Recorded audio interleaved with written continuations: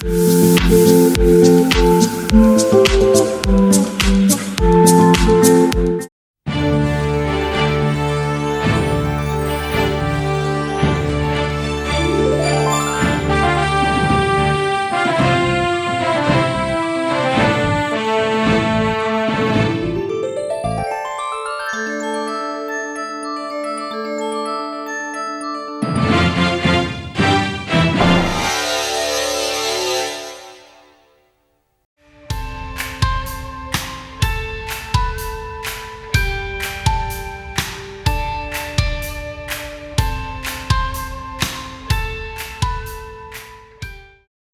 I am going to talk to you today about the invention of coinage in India and what was their contribution to our history.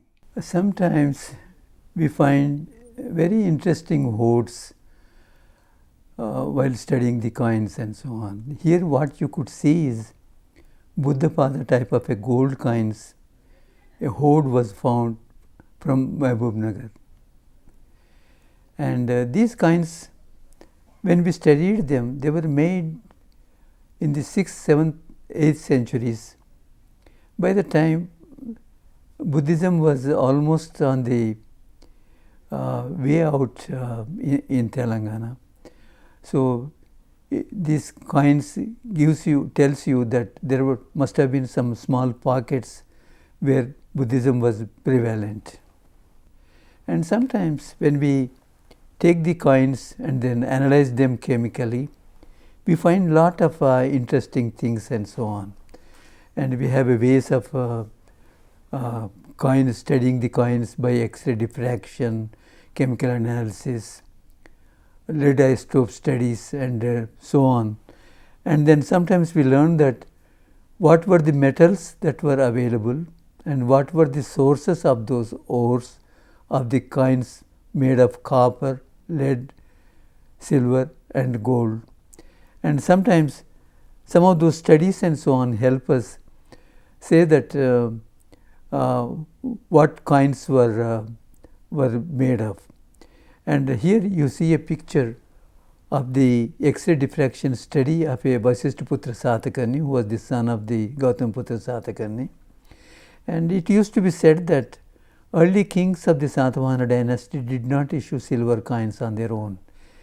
And they said that only when Gautamaputra Satakarni defeated the Nahapana, then the silver came in and then they started issuing coins by the Vasishthaputra Satakarni, Vasishthaputra Pulumavi and so on. But when we did the X-ray diffraction study of the Vasishthaputra Satakarni and the Nahapana, here you see that source of ore was entirely different and so on. That conjecture that probably Western Kshatriya ore was used was not correct.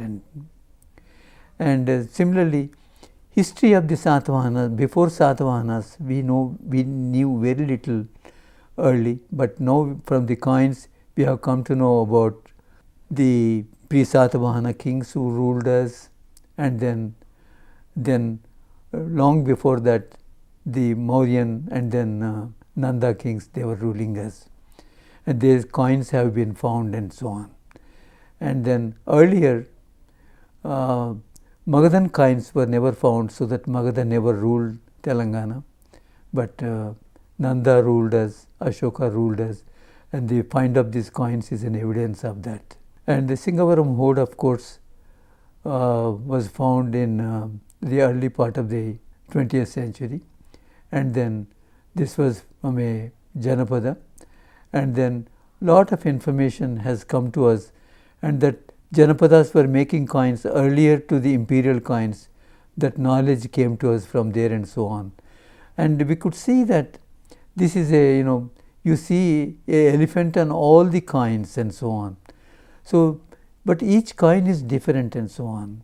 And from this, elephant was the symbol of the kings who were ruling, but one king had one dot over the elephant, other had a trapezoid, other had other symbols and so on. So that from the study of Singavaram, we could at least say that there were 12 kings who ruled from Singavaram. and this is Asmaka Janapada coin, and then these were the coins of the Singavaram horde. And another thing we learned from the study of the silver coins of the Satavahanas is that they issued coins with Prakrit language on the obverse side and an ancient Telugu on the reverse side. And they also started to make changes in the alphabets. We all know that Telugu script evolved from Brahmi, but when the change has started, it started right from the time of Satavahanas. And this coin of Vijaya Satakarni, and next you see a coin of Pulumavi. You could see that Pa, Ma, from one side obverse is different from the reverse side and so on. From this it gives us an idea that Telugu started evolving, Telugu script started evolving right from that period. And this is the coins when we look at them, and then we could say that from the wear and tear and so on, how long they must have been in circulation. And this is a coin of Rudra Satakarni. Rudra is not mentioned in any one of the Puranas. Whether you see the Matsya, Vayu, Brahmanda, Bhagavata, and then there is no mention of Rudra, but Rudra coins were found and so on. It means that Rudra did rule us, so even though Puranas do not mention about him, and is also we found other kings whose coins were found, but they were not mentioned in the Puranas. And also it is true that there were many names like Malakarni, Purnotsanga, Skandastambhi, Lambodara. They were described in Puranas as kings of the Satavahana dynasty, but their coins, inscriptions were never found and so on. It means that genealogy as given in Puranas needs to be rectified and modified based on the find of these coins and then inscriptions. And sometimes, when we are looking at the later Satavahana kings whose coins are found in plenty and whose inscriptions are found in plenty, but we find that Gautamiputra Satakarni ruled, Gautamiputra Yajna Satakarni ruled. They were both, they said, uterine brothers and so on. And Puranas, you look at them, that Yajna Satakarni, brother of Gautamiputra Satakarni, ruled 70-80 years after the Gautamiputra, his brother. So that can't be true and so on. So answer came to us from the study of the coins from Peddabankur. Peddabankur, you look at them, they have coins of Gautamiputra, but none of the Yajna Satakarni. Whereas Guntur horde, you look at them, they are all Yajna Satakarni, none of the Gautamiputra Satakarni. Similarly, Kondapur, you look at them, so we find coins of one Gautamiputra rather than the others. It means that those kings, Gautamiputra Satakarni and Yajna Satakarni, they were ruling simultaneously different parts rather than one way after the other. And similarly, this is the Yajna Satakarni coin and so on. So and another thing that helps us is that this is a coin countermarked by the Pallava symbol, and then we were surprised that this was a coin from Peddabankur. So Pallavas did start as a subordinates of Satavahanas, but we didn't realize that they ruled part of Telangana, and after the Satavahana dynasty became weaker. And this is how from the coins we learned a lot of things and so on. We learned that how the Brahmi and the Kharosti were deciphered, and then we come to know about many kings who were not mentioned, and then so many things from the coins. I would like to show you this coin. This is a coin of Satyasraya of Kalyana Chalukya dynasty. You all know that Brahmi had only 40 letters and Telugu had 56 letters. So Telugu evolved from Brahmi into a language, beautiful language, which had lot more letters than the Brahmi. And here you see Satyasaya calls himself as Eriva Bedanga. That Ra wasn't there in Brahmi time and so on. So this gives us the clues that how Telugu Lipi has evolved from Brahmi. Well, I just wanted to say that how coins contributing to the study of our history. If you want to study of our past history, we have only three major source materials. One is the literary works, one is the inscriptions, other is the coins and so on. And then coins and then inscriptions are a lot more reliable because they were made when the king was alive rather than Puranas. There are a lot of mistakes crept into those Puranas because they were written centuries after the actual events have taken place and so on. All of us want to know about our past history, and source material available for the study of the past history are the literary works, inscriptions and coins. And when it comes to literary works, of course there are no more literary works which we are going to find. Whatever the Puranas and other literary evidences, they are all over. They have been studied extensively. Nothing new we are going to get out of study of the literary works. So there are two other sources now. One is the coins, other is the inscriptions. And they are much more reliable than the literary works for the simple reason that when Chimuka coin was made when Chimuka was alive, so that the information would be very correct. And when it comes to inscriptions, it's the same thing and so on. And from the coins, of course, there are a lot more information which we are able to gather.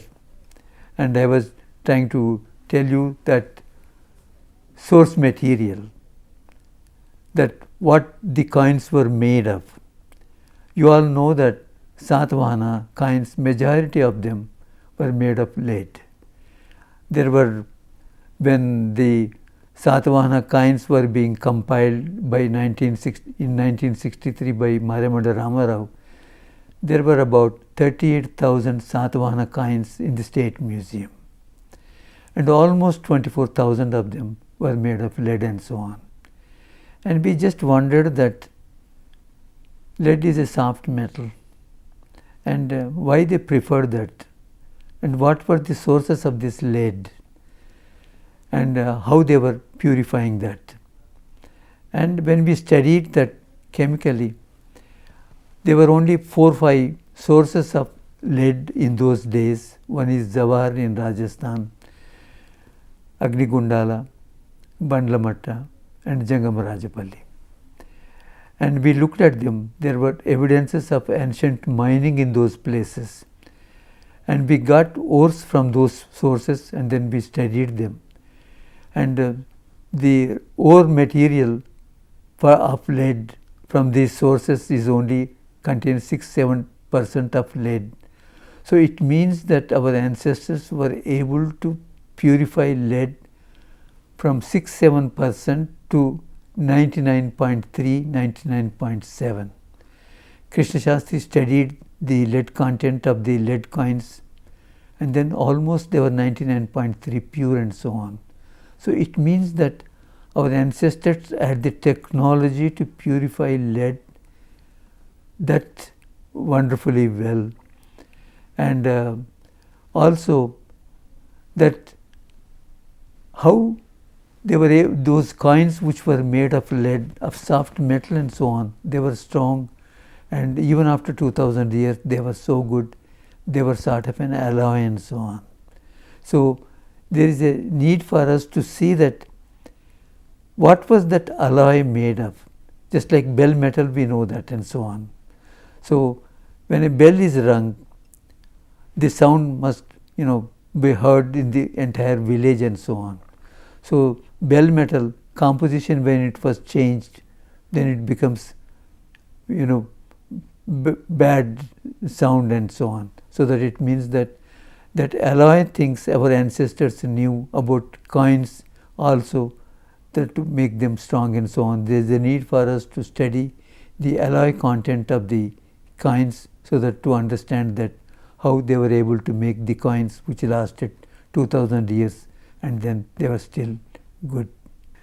One thing, of course, the source of the Tirupati Hundi coins we studied, TTD had 40 odd tons of coins. They called me up, they said that we can't keep them anymore, so some of the coins have to be taken out. The treasury was full of that. When we studied the coins of Tirupati Hundi, then we found out that a large number of those coins were of recent, from USA and Malaysia and Singapore and so on. So they do not tell us any history of India.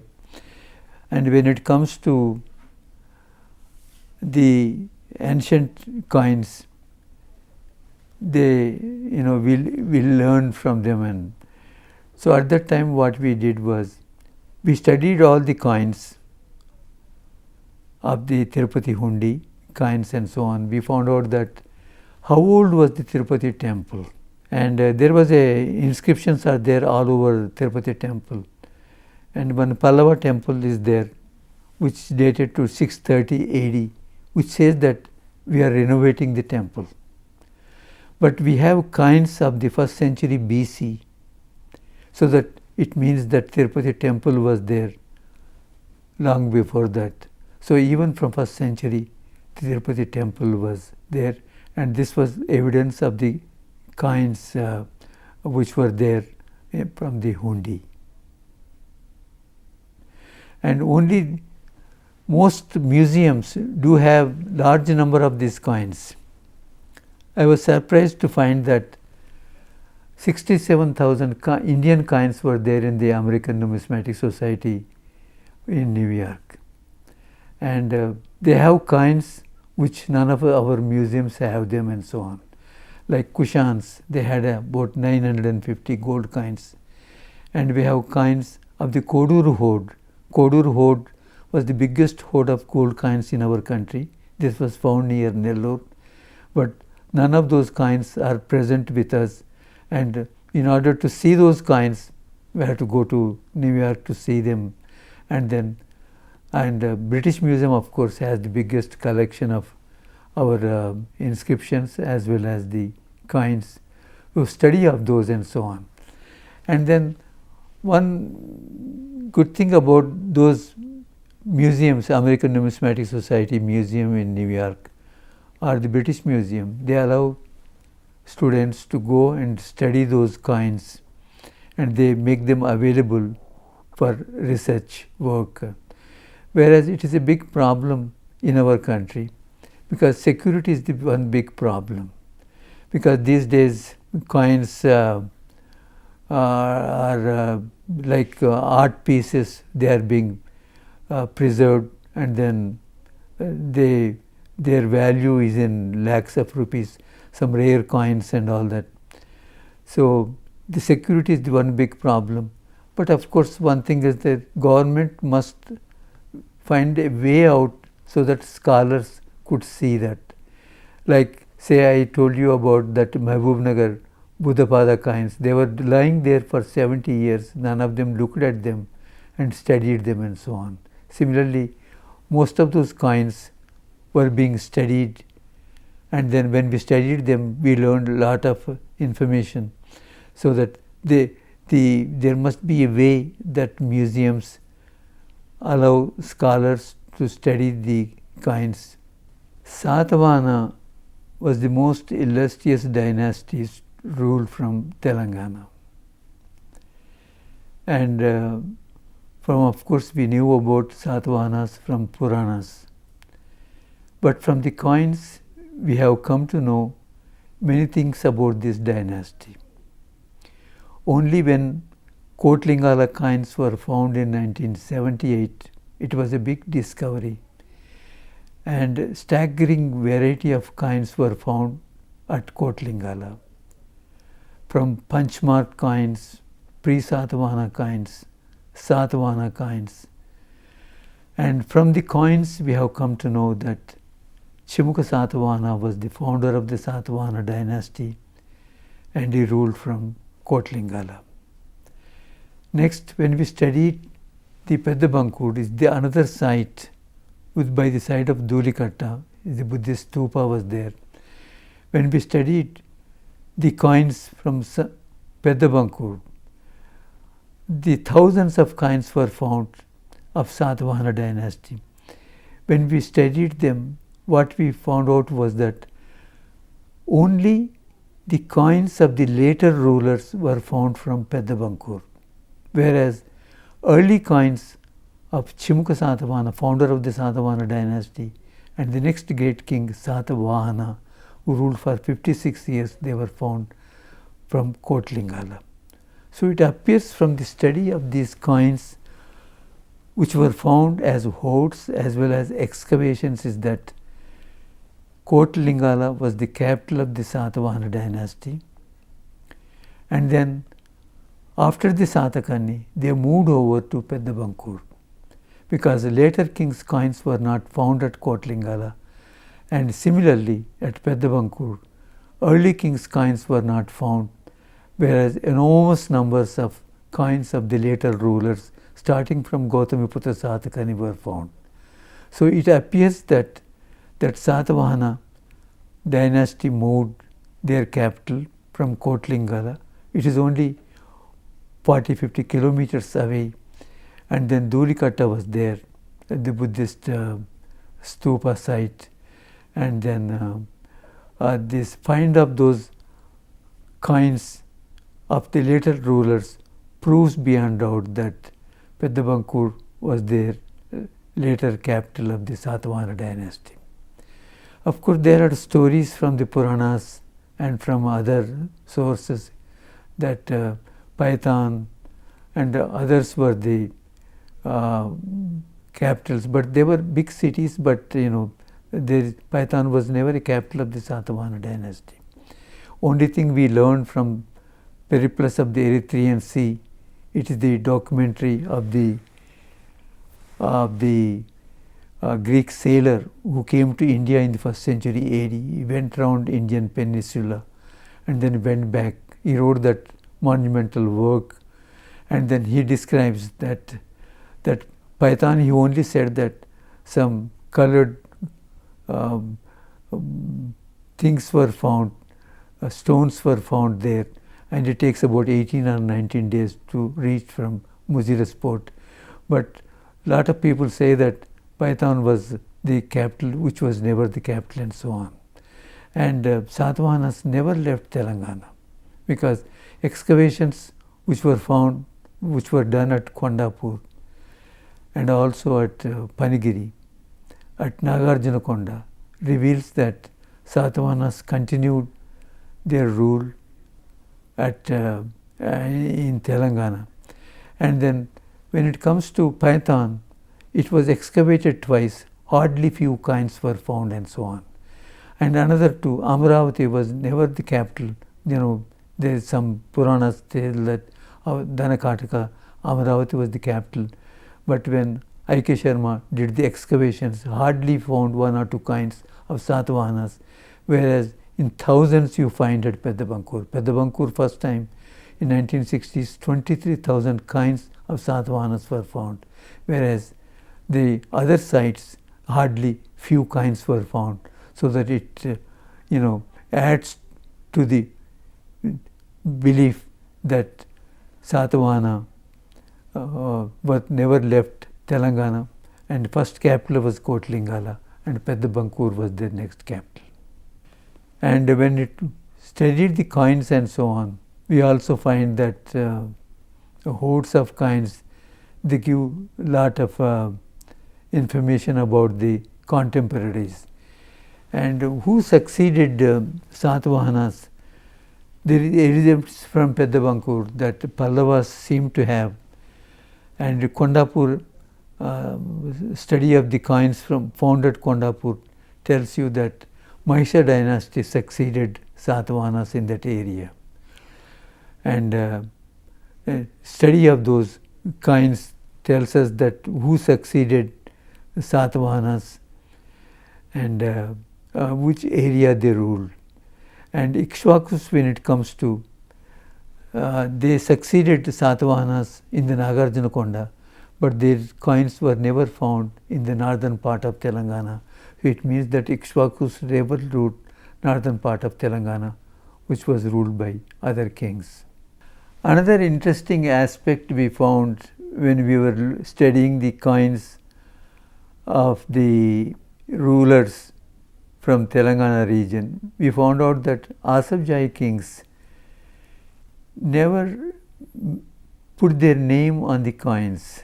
They were so loyal to the Mughals that none of the kings put their name on the coins and so on. Only the Mughal ruler who was ruling, and then the place of the coin was found in Deccan, then you know that this is an Asafjai coin.